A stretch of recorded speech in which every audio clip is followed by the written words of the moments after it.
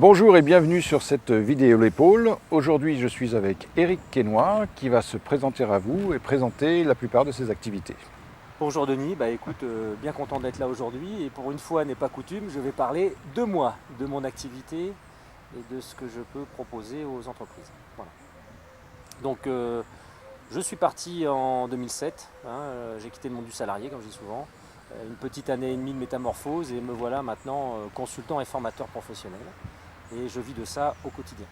Aujourd'hui en tant qu'indépendant, comment est-ce que se répartit ton activité? Alors mon activité, ça c'est une bonne question, parce on n'a pas toujours l'imagination, mais en gros j'ai 30% d'activité de conseil auprès d'entrepreneurs, plutôt des TPI, alors des indépendants, des TPI et des PME.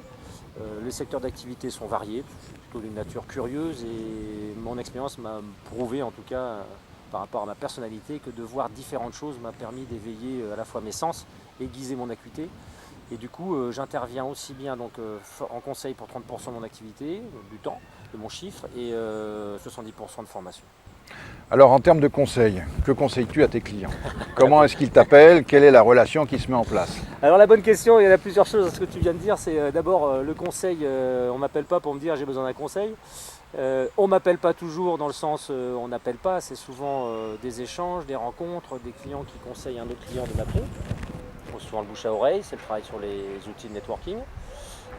Sur le conseil, d'abord particulièrement si on regarde mon profil sur Viadeo ou d'autres outils de ce type-là, c'est beaucoup le développement commercial. Donc tout ce qui va avoir attrait au développement commercial d'une entreprise, mais d'aujourd'hui, c'est-à-dire comment on développe son activité de façon moderne, avec des clients de plus en plus affûtés, des clients de plus en plus avertis, techniques. Donc comment on fait aujourd'hui pour trouver son chemin et puis prendre des commandes. Donc ça c'est souvent pour ça qu'on m'appelle. Alors ça va aussi bien un état des lieux de l'entreprise, c'est-à-dire que moi je permets de prendre une photo de l'entreprise mais vue d'un autre angle. Et après on en discute avec l'entrepreneur, alors c'est fait avec des outils bien sûr et des méthodes.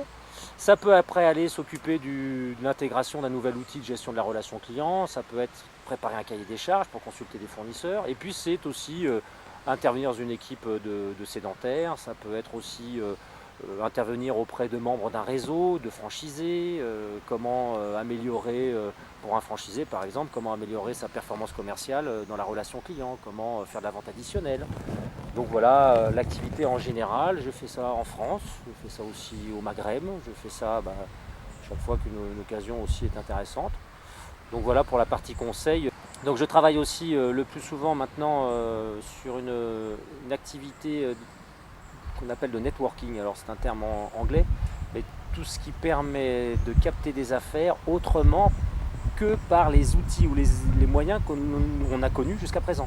D'accord. C'est-à-dire qu'un certain volume d'affaires passe par d'autres Moyens de circuits, prospection, ouais, voilà. exactement, d'autres réseaux, un peu au même titre que les embauches. Aujourd'hui, on sait très bien que j'étais avec des formés il n'y a pas très longtemps, il y avait des gens de RH qui me disaient 70% des offres d'emploi ne sont pas visibles. Et c'est souvent par la connexion de réseaux, de gens, de bouche à oreille, ce qu'on appelle communément le bouche à oreille. Donc voilà, comment retrouver son chemin, comment atteindre des clients et comment en atteindre qu'on n'atteindrait pas autrement.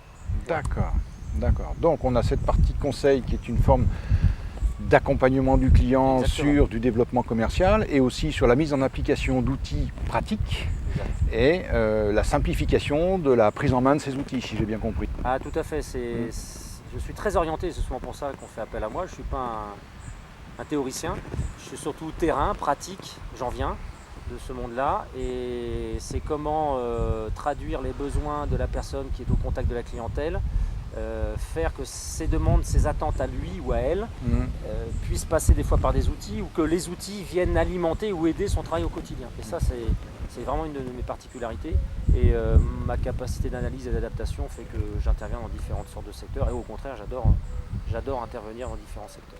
Voilà. Plutôt les TPI, les TPE. Ok. Alors, en termes de formation, j'ai donc bien compris que tu faisais des formations en termes de networking, aller chercher des clients là où on n'a pas forcément l'habitude de les chercher, faire une espèce de prospection par le web. Est-ce qu'il y a d'autres domaines de formation dans lesquels tu joues, sur des outils particuliers, des choses comme ça? Alors, sur la partie formation, il y a beaucoup d'activités sur les outils. Donc comment en trouver, comment une fois qu'on les a trouvés les paramétrer, une fois qu'on les a paramétrés, comment traduire mon quotidien avec les mots de l'outil et comment faire que l'outil va me donner des éléments qui vont me permettre de soit changer ma tactique, soit être plus précis. Donc ça, c'est mon travail. Là, je travaille avec des éditeurs qui, depuis des années, me font confiance pour la formation des utilisateurs finaux de leurs outils. Après, évidemment, je ne travaille pas qu'avec un ou deux éditeurs et tous les outils de gestion de relations clients, tous les outils d'organisation de travail, comment utiliser Outlook comme le plus petit CRM, comme je dis souvent, le CRM étant le terme anglais qui parle d'un outil de gestion de la relation client. Donc souvent je dis Outlook est l'outil CRM le plus petit qu'on a tous dans nos PC. Donc ça va être des sujets de formation. Et enfin, il y a effectivement une grosse activité qui me passionne, qui a du résultat et qui me plaît, c'est toute la partie networking, travail en réseau. On peut appeler ça alors le web 2.0, tout ça sont des termes. Comment utiliser tous ces moyens pour capter des affaires qu'on n'a pas habituellement. Donc ça va très souvent avec des indépendants. Alors indépendants aujourd'hui, qu'est-ce que c'est? C'est pas forcément une personne, des fois c'est une entreprise. Bon, 80-90% des entreprises françaises sont de moins de 10 personnes, donc des fois ces entreprises sont 3-4. Mais il y a des gens là-dedans qui sont assez adaptés, affûtés pour travailler sur ce genre d'outils et ramener des affaires qu'ils n'auraient pas habituellement. Donc tout ça, ça s'apprend. C'est absolument pas dangereux de travailler sur ces outils à partir du moment où on est un peu averti, informé et qu'on ne fait pas les bêtises, je dirais, de base. Voilà. Donc bien utiliser un outil, c'est important. Voilà. À propos d'outils, il y a un outil dont tu m'as parlé, sur lequel tu m'as formé, que j'apprécie beaucoup, c'est le mind mapping, la carte heuristique. Est-ce que tu peux nous en parler un peu? Alors, tout ce qui est carte heuristique, carte mentale, alors ce sont des termes, hein. Carte heuristique et carte mentale ou mind mapping, c'est des termes anglais, est un outil très pratique pour organiser, préparer, prendre du recul sur une action qu'on doit mener. Alors très souvent, on l'utilisera pour des opérations, quand on veut écrire un livre blanc, quand on veut préparer un devis, quand on veut répondre à un appel d'offres, quand on veut faire du sourcing de gens. Ça permet de mettre par écrit sous forme de carte heuristique, bon là le but étant pas de développer ça, mais ça permet à la fois de mettre ça à plat, quand on n'est pas habitué à écrire, ça donne envie de le faire, et puis en plus derrière les outils qui existent aujourd'hui qui sont très ergonomiques, efficaces, communicants, vraiment ça va parler avec tous tes outils de ta suite logicielle, Office, etc., te permettent de gagner un temps mais phénoménal. Donc beaucoup d'indépendants sont intéressés, les cadres dirigeants, les responsables d'entreprise sont intéressés à cet outil-là et pour ça j'ai plusieurs supports et plusieurs éditeurs vraiment performants pour faire ces formations-là que j'anime toute l'année. D'accord. Est-ce qu'il y a un exemple d'intervention que tu as fait dont tu voudrais parler ou histoire de donner une petite idée? Voilà, la dernière en date plutôt sympathique et qui commence à arriver en France, parce qu'il faut savoir que le conseil est beaucoup plus développé dans les pays anglo-saxons, c'est le dirigeant d'entreprise qui n'a pas forcément d'équipe commerciale, qui n'a pas forcément de directeur commercial, parce qu'il n'a pas les moyens, pas forcément la nécessité. Par contre, il se trouve des fois à aller négocier un dossier, une affaire, un projet avec 2 ou 3 acheteurs et puis on est sur des cycles de vente à plusieurs étapes. Donc là j'interviens avec lui à la fois pour réfléchir sur sa situation, sur son devis, sur son offre, mais surtout je viens avec lui aux entretiens, je l'accompagne comme un... Alors après il m'appelle directeur commercial, il m'appelle assistant, ça c'est un autre sujet. Par contre moi je viens avec lui en tant que support, comme aide. Donc je me prépare avec lui, c'est en général des prestations, le tout cumulé c'est des demi-journées, donc c'est vraiment pas onéreux. Et surtout ça permet à l'entrepreneur qui a été faire sa négociation d'avoir un regard différent. Parce que comme tu le sais, quand on est à deux un entretien, déjà l'esprit équipe plaît au client. Et puis quand on est à deux, il y en a toujours un qui écoute quand l'autre parle. Et souvent celui qui parle, même s'il est très affûté à l'écoute active, n'entend pas toujours des choses. Et moi, ça me permet d'avoir un retour que lui n'aurait pas et de lui apporter d'autres éléments. Et c'est ça l'intérêt aussi d'être en équipe quand on est en vente, sur des gros dossiers en particulier. Voilà. Bien sûr.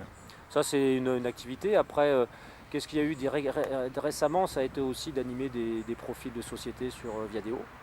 Voilà, donc faire de la chasse de profils, trouver des contacts. Voilà, ça, c'est les choses actuelles là, du moment. Très bien. Voilà. Eh bien, merci beaucoup de ce témoignage. Merci à vous d'avoir regardé cette vidéo. Éric Quesnoy se tient à votre disposition. Toutes nos coordonnées sont sur les pages du site. Et donc, nous vous remercions et vous souhaitons une bonne fin de journée. À très bientôt. Merci. Merci à vous. Et puis, vous pouvez trouver nos coordonnées comme celles de Denis Juvin sur Viadeo, sur notre site. Les liens Skype, les liens téléphoniques, tout ça sont grandement facilités. Vous pouvez nous joindre et nous poser toutes vos questions. On a toujours du temps pour ça. Merci à vous et à bientôt. Au revoir. Au revoir.